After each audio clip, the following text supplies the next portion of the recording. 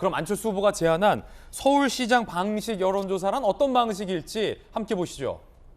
손정혜 변호사님, 아니, 기억이 좀 가물가물하고 안철수 후보가 제안했던 여론조사 방식, 일단 이게 뭐 어떤 방식이에요? 일단 4.7 서울시장 선거 때 어떤 방식으로 했었냐면 예. 일단 무선 100% 전화 면접으로 이제 진행을 해서 적합도, 경쟁력 두 이슈에 대해서 묻고요.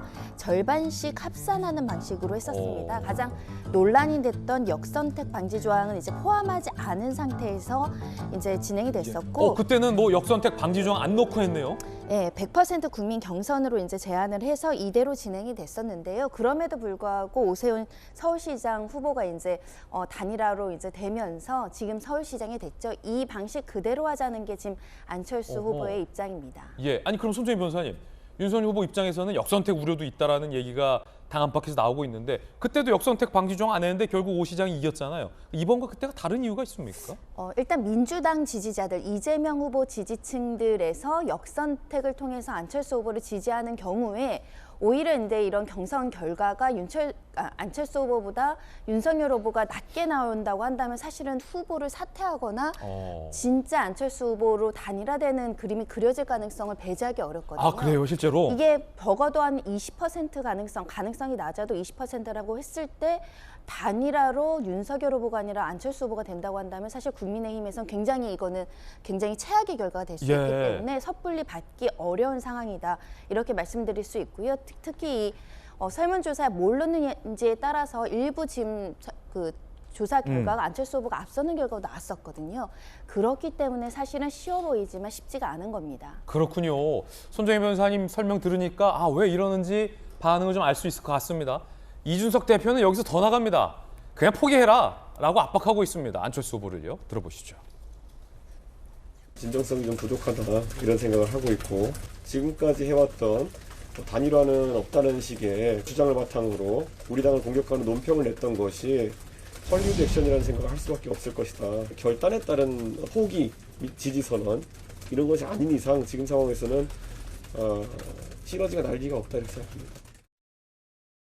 이준석 대표 이야기 들어보니까 안철수 후보가 이렇게 제안하는 거 이거 헐리우드 액션이다. 그러니까 과장 거짓 제안이다라고 주장하면서 포기에 따른 결단밖에 없다. 들어보니까 전재수 의원님, 이 대표는 안 후보 그냥 드랍해라. 조건 없이 항복해라. 약간 이런 메시지인 거예요? 그러니까 이준석 대표께서 이제 안철수 후보를 향해서 그냥 시종일관 어떤 평가라든지 뭐 이런 것이 아니고 조롱하다시피 하는 거잖아요. 그러니까 페이스북에 사진을 올렸는데 부처님 손바닥에 손오공, 예. 부처님 손바닥 안에 손오공, 또 헐리우드 액션. 그러니까 저는 이준석 대표가 설사 이것이 단일화를 앞두고서 기싸움을 한다 하더라도 어떤 당 대표로서 뭐 이런 좀 비판이나 평가를 했으면 싶은데. 지금 이게 그러니까 안철수 후보가 내 손바닥 안에 있다, 뭐 이런 예. 뜻으로 올렸다는 말씀이세요? 그렇습니다. 예. 그리고 굉장히 안철수 후보 입장에서 보면 사실은 좀 모욕적이죠. 예. 그런데 이제 안철수 후보와 이준석 대표 사이에 이전에 뭐 좋지 않았던 감정이 지금까지 계속 이어지고 있고 시종일관 당 대표가 단일화 될 가능성이 담은 1%라도 있는 상대 후보를 향해서 저렇게 일관되게 시종일관 저렇게 조롱식으로 이야기하는 것은 제가 볼 때는 그렇게 바람직하지 않다 이렇게 보여지고 네. 더더구나 이게 단일화 여론조사가 절대 될 수가 없는 것이 윤석열 후보가 이제 정치보복을 이야기를 했단 말입니다. 그리고 정치보복을 이야기를 했기 때문에 문재인 대통령 국정운영 지지율이 40%를 넘나들고 있는 상황에서 예. 정치보복을 공언한 이상 문재인 대통령을 지지하는 분들이 단일화 여론조사를 하게 될 경우에는 절대 윤석열 후보를 지지를 할 수가 없겠죠. 소위 역선택이 그렇습니다. 직결될 수 있다? 이거는 지난번 서울시장 재보궐선거에 있어서 단일화하고는 완전히 다른 국면입니다. 그렇군요. 그렇기 때문에 역선택이 아주 조직적이고 강력하게 안철수 후보 쪽으로 여론조사가 확 밀릴 수 있기 때문에 윤석열 후보는 자신이 내뱉은 말 때문에 결국은 이 단일화 여론조사를 할 수가 없는, 그리고 제가 보건데 안철수 후보가 어제 기자회견을 하긴 했습니다만 그 이틀 전에 안철수 후보의 부인이 그 언론에 인터뷰한 내용이 있습니다. 그 내용도 좀 유심하게 볼 필요가 있다고 생각을 합니다. 유심히 보자면은 안철수 후보 부인도 아마 안철수 후보가 끝까지 완주하는 것으로 이번 이제 선거를 이야기를 하더라고. 그렇기 때문에 사실상 국민의힘이 협상조차도 할 수 없는 안을 안철수 후보가 던지고 그리고 자신의 길을 확실하게 가겠다. 그래야지만 단일화만 하는 또는 선거 때만 되면은 양보하고 단일화만 하는 이런 안철수 후보의 이미지를 이번에는 좀 불식을 시켜야 차후에 이제 정치적인 새로운 길을 모색할 수 있는 길이 열리기 때문에 상당히 국민의힘이 받기는 어려운 단일화 안을 제시했다 이렇게 평가가 하는 것이 저의 생각입니다. 예. 여기서 이런 화두를 띄우겠습니다. 과연 진짜 단일화는 물 건너간 것일까? 정말 안철수 후보의 저 제안은 소위 허풍일까? 아니면 꼬리표 떼내기 전략일까? 오늘 많은 조간신문들은 꼭 그렇지만은 않다라는 보도를 이어가고 있는데 단일화 협상 시한은 얼마 남았는지부터 일단 한번 살펴보시죠.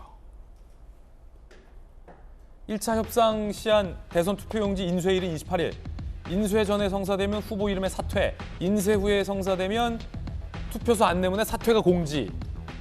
김병미 대변인, 전재수 의원께서는 아무래도 또 여당 입장이니까 단일화는 아예 이제 끝!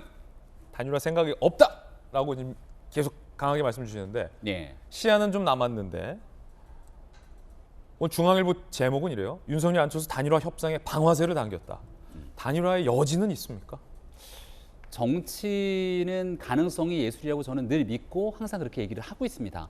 민주당이 지금 불편해할 수밖에 없는 이유가 있죠. 왜냐하면 이재명 후보가 지난 2차 토론에서 안철수 후보를 향해서 굉장히 구애하는 듯한 모습을 보이면서 토론을 나섰던 그런 상황들이 좀 지켜보건대 또 민주당에 있는 많은 인사들이 안철수 후보와 함께 단일화에 나설 수도 있는 것처럼 주장했던 모습들을 비춰봤을 때 어제 안철수 후보가 얘기한 정권 교체를 위한 단일화 이 내용은 결국 민주당은 아예 선택지도 않을 뿐더러 정권 교체를 해야 되는 그 정권 교체 대상으로 완전히 낙인이 찍혀진 셈 아니겠습니까? 아 그렇군요. 왜냐하면 어제 전까지 안철수 후보가 입장 발표하기 전까지는 안철수 후보가 혹시 이재명 후보랑 단일화하는 거 아니냐 뭐 민주당에서 이런 이야기들도 나왔었는데 그게 완전히 이제는 무색해졌다. 공개적으로 안철수 후보에게 구애하는 듯한 모습들을 민주당에 있는 많은 정치인들이 보여주지 않습니까?